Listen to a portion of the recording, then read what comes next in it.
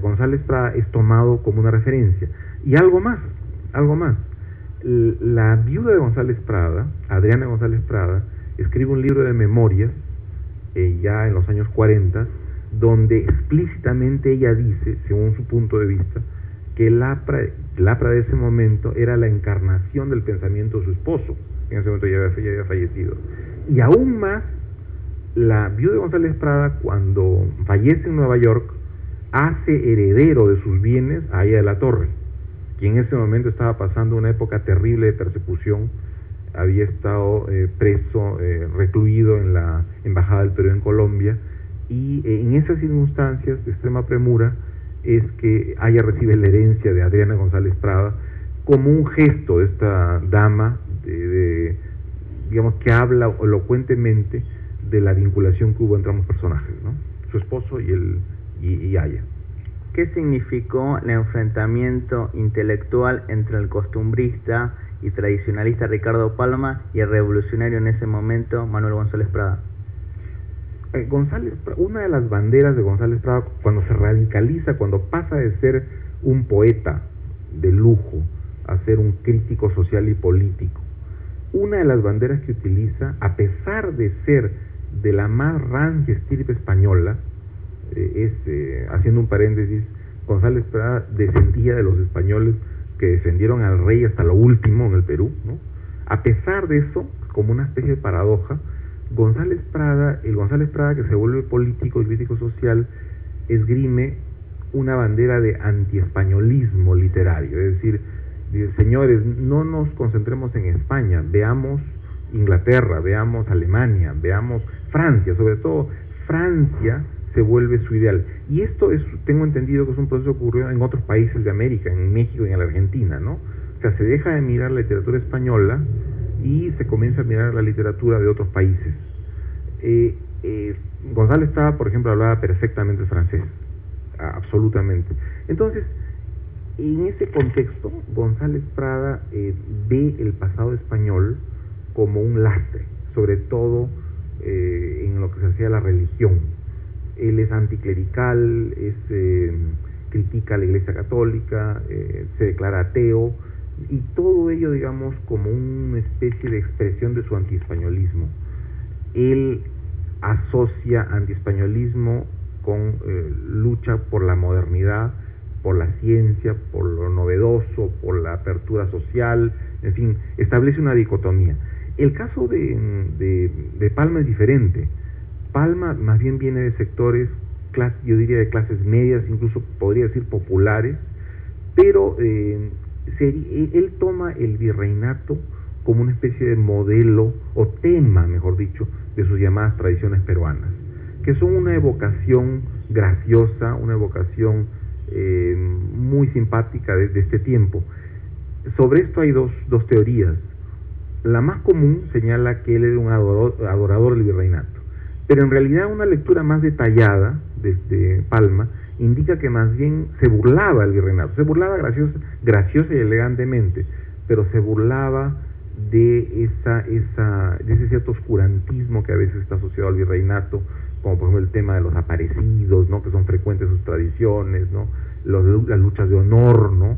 Hay la tradición de dos nobles peruanos, limeños, que mantuvieron un pleito durante casi una década porque sus dos calesas habían quedado obstruidas en una calle estrecha de Lima y no querían ceder a ver quién cedía el paso a quién, ¿no?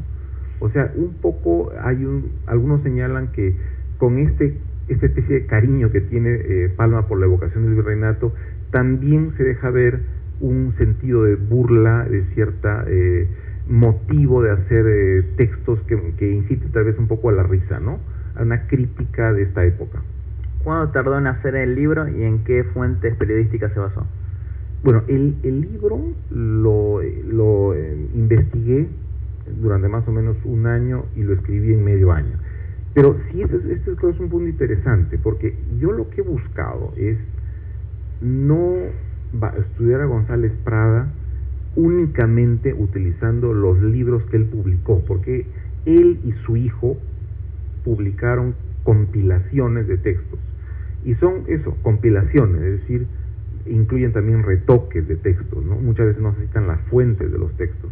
Entonces, en vez de acudir prioritariamente a estos libros, que son básicamente dos, ¿no? Páginas libres y horas de lucha, también bajo el oprobio en el siglo XX, en vez de acudir a estos textos, digamos, conocidos, yo preferí ir a la prensa de la época y preferí ver a González Prada en el contexto del momento, de las noticias del momento, de los problemas del momento, y me encontré con algunas matizaciones. O sea, las fuentes, el tipo de fuentes que utilicé, que fueron fuentes periodísticas, me permitieron ubicar con mayor precisión a González Prada.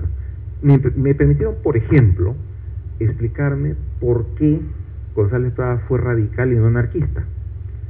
¿Por qué fue en el año 88 que pronuncia el discurso en el Teatro Politeama un radical y no un anarquista? Pues es muy fácil viendo las fuentes de la época.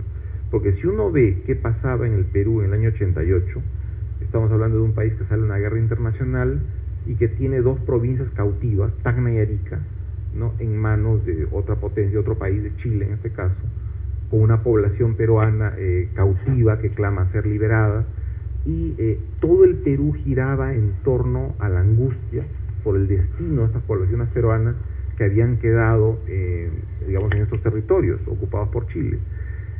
Es imposible que un anarquista hubiese surgido en este ambiente. Era un ambiente esencialmente patriótico y nacionalista. Por eso el radicalismo es una opción mucho más lógica, porque el radicalismo se articuló no solamente con el positivismo, sino con esta atmósfera patriótica que dominaba al Perú de la posguerra del Pacífico. ¿Cómo se debe recordar a Manuel González Prada? Manuel González Prada fue un precursor. No hay que idealizarlo, porque definitivamente hay una tendencia en América Latina a mostrar pues estatuas de bronce, ¿no?, seres perfectos. No hay que idealizarlo. Yo mismo critico en el libro su excesiva pasión contra el contrato Grace. En realidad, como han dicho muchos investigadores, este contrato con los tenedores de bonos británicos no fue tan malo como se pinta, o puesto de otra forma, fue lo menos malo que se podía conseguir en ese ambiente tan terrible de saldar deuda después de la guerra. Quizás, repito, él fue un poco exagerado en algunas cosas, pero creo que lo que nadie discute es la renovación de González Prada en el sentido de ser introductor de temas sociales, el primer gran político que habla de la perentoria necesidad de incorporar a los campesinos indígenas peruanos en la vida política del Perú, en un tiempo en el que la costa y la sierra del Perú estaban muy divididas, ¿no?, y también como un escritor que insta a la modernidad, es decir, a la incorporación del Perú a toda esta gigantesca corriente de desarrollo que se generaba en esa época. Estamos hablando de fines del siglo XIX, de gran desarrollo tecnológico, de aceleración de las transacciones comerciales. Hablamos de la Belle Époque, ¿no?, por ejemplo, en Francia. Es un político que habló de modernizar integralmente al Perú y de integrarlo positivamente a su entorno mundial. Yo creo que, y aparte de su lucha contra la corrupción y su honestidad personal, que nadie discute, yo creo que fue el primer gran político moderno del Perú, el primer gran político que habló del Perú como un todo, y no habló en términos de clubes o de partidismos sesgados, ¿no?